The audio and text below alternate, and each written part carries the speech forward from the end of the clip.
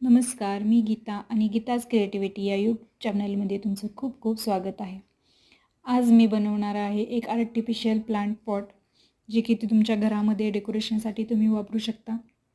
जे की मी माझ्या घरातील डेकोरेशनमध्ये वापरलेलं आहे. त्यासाठी मी घेतलेली आहे किचनमधील ही वाटी, जी माझ्या वापरात नव्हती फार दिवसापासून. आणि घेतलेले आहे ते ॲक्रेलिक कलर्स. त्यामधील मी व्हाईट कलर चूज केला आहे. का तर व्हाईट कलर थोडासा दिसायला छान दिसतो, उठून दिसतो प्रत्येक रंगावरती, ब्राईट रंगावरती. त्यामुळे मी वाटी घेतली आणि त्याला बाहेरच्या साईडने पूर्णपणे पांढरा कलर देऊन घेतलेला आहे. तुम्ही बघू शकता असा कलर दिला, पण तो काही व्यवस्थित दिसत नव्हता. मी 2 वेळा कलर लावून घेतला आणि ती वाटी पूर्णपणे ड्राय होऊन गेली.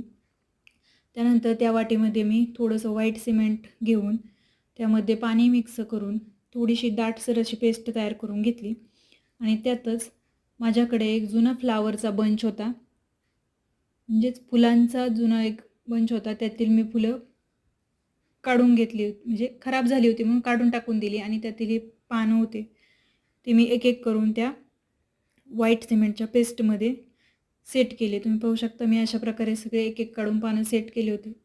जसा टाईम जाईल तशी ती पेस्ट जास्त घट्ट होत जाते, त्याच्यामुळे पटकन मी सगळी पानं त्याच्यामध्ये सेट करून घेतली. तुम्ही पाहू शकता अशा पद्धतीनं सगळी पानं होत आली आहेत. म्हणजे पेस्ट करून ठेवली, पेस्टमध्ये सेट करून ठेवली आणि अशा प्रकारे सगळी पानं लावून झालेली आहेत आणि हा आपला आर्टिफिशियल प्लांट पॉट तयार झालेला आहे.